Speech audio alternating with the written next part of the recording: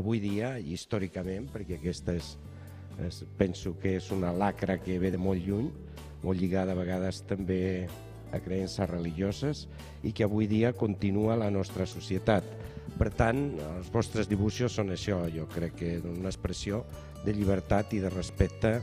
i vull felicitar-vos a tots els que heu participat i sobretot als professors i professores que heu impulsat i explicat tot això que hi ha al voltant d'aquest concurs que va molt més enllà d'un concurs de còmic. El que estem és fent un acte de condemna, de rebuig de les actituds homòfobes, o sigui, aquelles actituds que signifiquen odi, però que en definitiva amaguen por